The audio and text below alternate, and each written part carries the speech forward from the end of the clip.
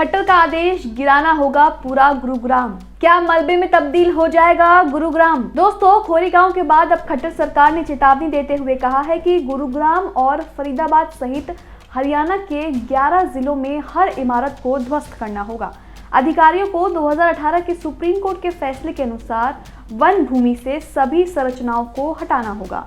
One भूमि से संरचनाओं को गिराने के लिए शीर्ष अदालत द्वारा जुलाई के आदेश को लागू करने में असमर्थता व्यक्त करते हुए मनोहर लाल खट्टर सरकार ने कहा कि कार्य अपनी क्षमता से परे है, क्योंकि राज्य में लगभग 40% भूमि को वन भूमि माना जाता है। इसलिए इस अभ्यास को अंजाम देने से राज्य ने कहा 11 जिलों में इमारतों, स्कूल, कॉलेज, सरकारी कार्यालयों और आवासीय भवनों को ध्वस्त कर दिया जाएगा, जिसमें सभी गुरुग्राम और फरीदाबाद शामिल है। 23 जुलाई को जस्टिस AM खानविलकर और दिनेश माहेश्वरी की बेंच ने हरियाणा सरकार को ये सुनिश्चित करने का निर्देश दिया कि अरावली वन भूमि पर खड़े सभी अनधिकृत ढांचे को साफ किया जाए। निर्देश में कहा गया, वन भूमि पर सभी संरचनाओं को हटाने का हमारा निर्देश बिना किसी अपवाद के सभी संरचनाओं पर लागू होता है। इस निर्देश का पालन करते हुए राज्य के अधिकारियों ने खोरीगांव की जुग्गी बस्ती को ध्वस्त कर दिया और 119 फार्म हाउस, बैंक्वेट हॉल, स्कूलों, धार्मिक संस्थानों और वाणिज्यिक संरचनाओं के मालिकों को कारण बताओ नोटिस जारी किया है। इन 129 मालिकों में से कई ने दावा किया कि उनकी संपत्ति वन क्षेत्र के बाहर गिर गई है, लेकिन राज्य के वन विभाग ने इस आधार पर आपत्ति को खारिज कर दिया कि इन जमीनों को पंजाब भूमि संरक्षण अधिनियम PLPA 1900 के तहत अधिसूचित किया गया था और उन्हें वन भूमि माना जाना था। वन विभाग का निर्णय सुप्रीम कोर्ट के सितंबर 2018 के फैसले पर आधारित था, जिसमें घोषित किया गया था कि PLPA के तहत आने वाली भूमि को वन भूमि माना जाना चाहिए।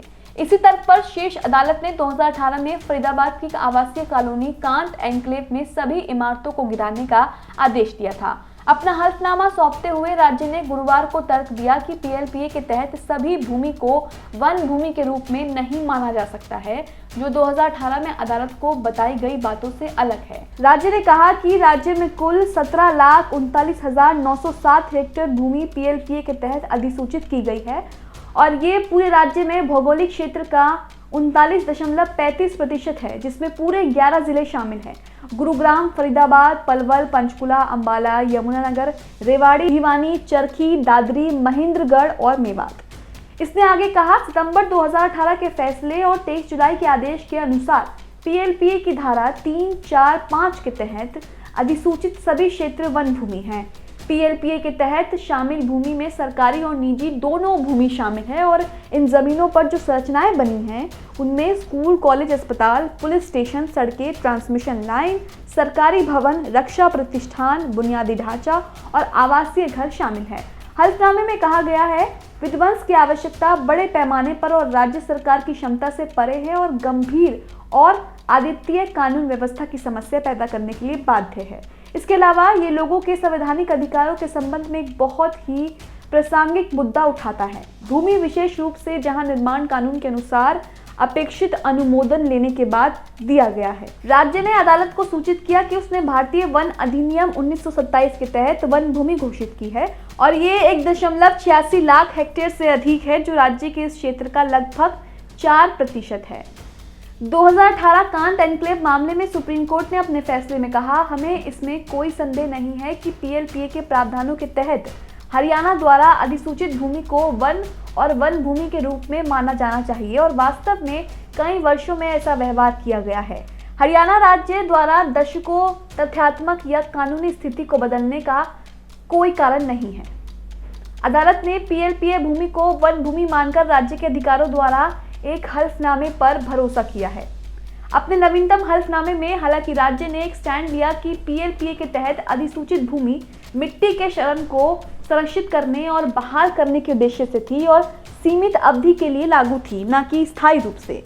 इस अवधि के दौरान जब अधिसूचना लागू होती है तो निर्दिष्ट गैर वन गतिविधियों पर प्रतिबंध होता है और अधिसूचना समाप्त होने के बाद ये निषेध समाप्त हो जाता है। पीएलपीए का इरादा कभी भी अधिसूचित भूमि को वन भूमि में किसी भी तरह से बनाने या परिवर्तित करने का नहीं रहा है। राज्य के वन विभाग के हलफनामे में कहा गया है कि बंद या निषेध जिसे अस्थायी उपाय के रूप में लागू करने की मांग की जाती है। इस तरह के बंद की अवधि के दौरान कुछ गतिविधियों को विनियमित प्रतिबंधित करने के उपाय के रूप में जो उक्त अवधि की समाप्ति पर हटा दिया जाता है। शुक्रवार को कार्यवाही के दौरान राज्य की ओर से सॉलिसिटर जनरल तुषार मेहता ने तर्क दिया कि अदालत का 2018 का फैसला थोड़ा गलत हो गया है।